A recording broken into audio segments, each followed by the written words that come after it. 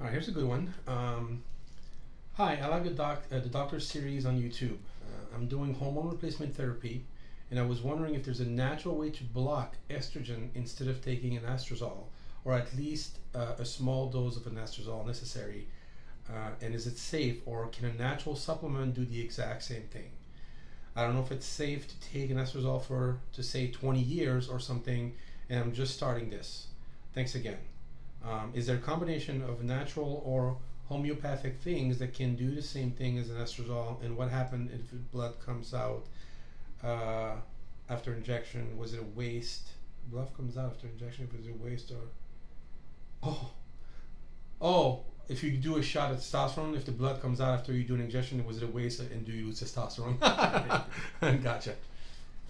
As far as the anastrozole goes, there are other compounds that we can use, other Over the counter? drugs. No. Okay. Um, I wasn't sure about the other drugs, which I think he's asking about over-the-counter stuff, but there's other things besides aromatase inhibitors that can be used. We can use tamoxifen, which just blocks the receptor. So there's other drugs if you don't cotton to, for whatever reason, anastrozole. But anastrozole is my favorite. It's very, very safe. The side effects from anastrozole aren't from anastrozole per se. It's from over-suppression of estrogen. Anastrozole is very safe, whereas we have some studies showing that tamoxifen may not be that safe. I don't think it's brought up that much because, for a while there it was the only thing we had to treat estrogen-sensitive cancers, and you don't want to say, well, here, save yourself from, an estrogen-sensitive cancer, but by the way, you might get a different cancer.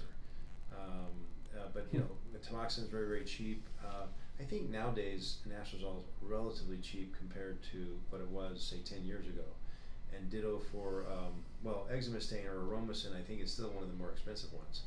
Similar action, but it's a suicide inhibitor anyway. I know we don't want to get into that necessarily, but natural or over-the-counter alternatives are largely failures. Chrysin, DIM. No good? Really? Wow. Okay. Well, they're not doing the same job as the drug, and like DIM, for example, that converts to indole-3-carbinol I3C in the body and the liver.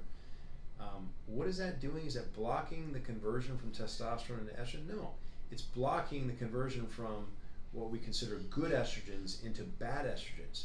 So is it something that a male as well as a female should take? Absolutely. But is it blocking the conversion from testosterone to estrogen? Absolutely not. And that's where a lot of people get confused until they draw the labs, whether it's with Chrysin or DIM or what are some of the other ones that are touted as, I had one in here the other day that, it just, no, they don't work. If that were the case, everyone would be using them, right. I would think, or certainly a lot more. Especially if they were cheaper, or people cotton to natural products much more so than drugs, just because of the thought of it being in nature or not. But no, I'm not aware of any ways, any herbal supplements or any other sort of supplementation that's over the counter that you can take. But, and I think we broached this a little bit earlier, you can reduce the spike in your testosterone to help you reduce the conversion. And so some guys who are willing to, say, microdose is the new term, which is to defeat the purpose of injectable to begin with, or any esterified or time-release form of testosterone.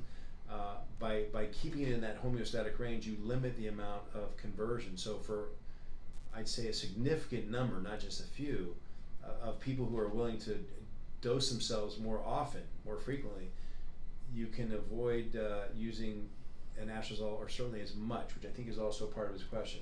Can he limit the amount, right? Yeah. Still get the same weekly amount of testosterone in your system, but dose yourself more frequently so you don't have those spikes, so that the body doesn't overreact, if you will, and produce more estrogen. So, as terms of the injection, that's frequent.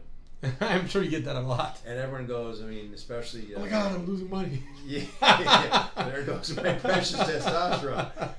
It actually works out to be just a very small drop. It seems like a lot, and the one way you could test it is you could take your syringe before you inject yourself and squirt a little bit on your bum to see, or wherever you inject it, okay, what is that really? You know, how much did I really lose there? Oh, I know. that big glob or that stream of oil, it represents a very small amount of the of what's in the syringe and the dose.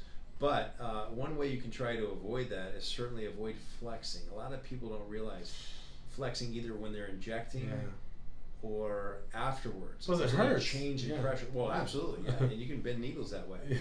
But if there's a change at all, then obviously, you know, the muscle shifts, whether it's when you first inject it or afterwards or whatever, and it can make for pressure that'll push some of the substance back out. Yeah. And just because there's blood obviously doesn't mean anything either. You just hit, it could be, you know, capillary, small vein or whatever. But no, it's not a total waste, and don't do a do-over. It's probably immaterial. Yeah. All right. Thanks, Doc.